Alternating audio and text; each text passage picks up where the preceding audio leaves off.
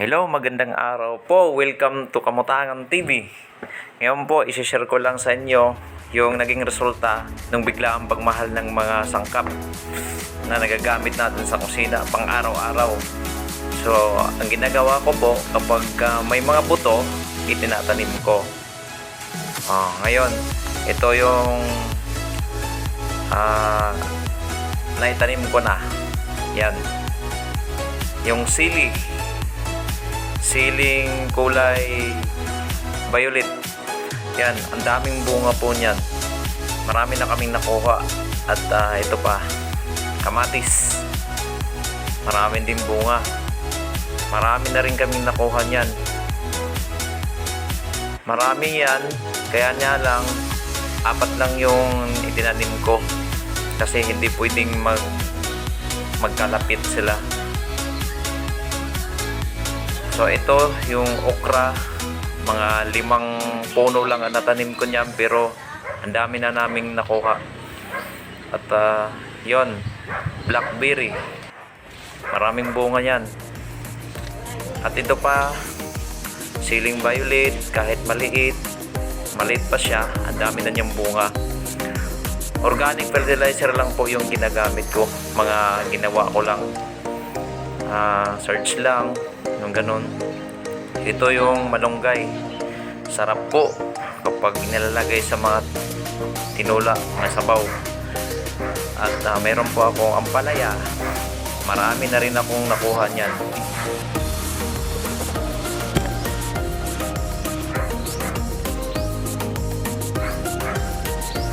Ito po yung kakaibang sili na natanim ko rin, kahit maliit pa ay namumunga na yan. So mga ilang days na lang yan, kaya makaka-harvest na rin.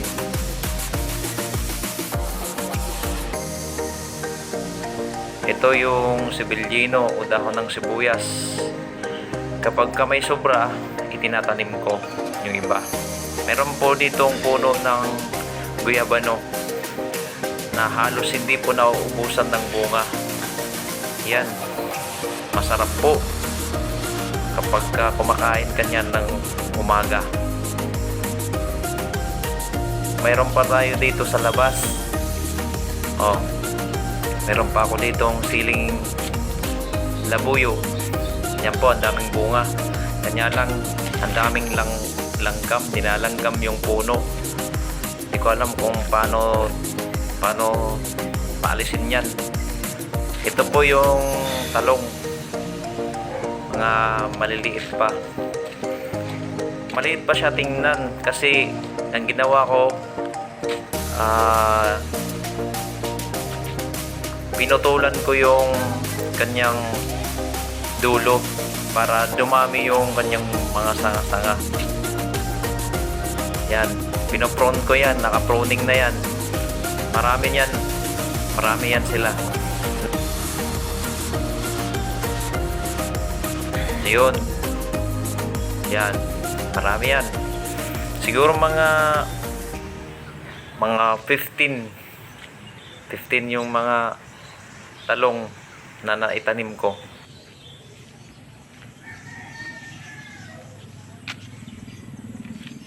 Makaka-harvest din. Sabi pa nga nila, kapag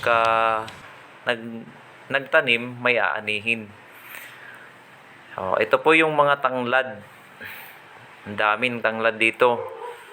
So sa mga kaibigan ko dyan, baka naman kung mayroon kayong gustong ipapaluto o gusto nyong humingi, punta lang kayo dito sa Narcisa. Yan. At meron din akong kamuting kahoy o balanghoy sa amin. Yan, may mga tanglad. Ito po yung saging na tinanim ko. Mga mag-iisang taon na yan. Yan, mayroon na siyang bunga. At naka-harvest na rin ako noon. At nung nagpunta po ako sa palengke, bumili po ako ng sibuyas yata yun. Tapos may nakita akong singkamas na may ano na siya, may tumutubo na. Yun, hiningi ko.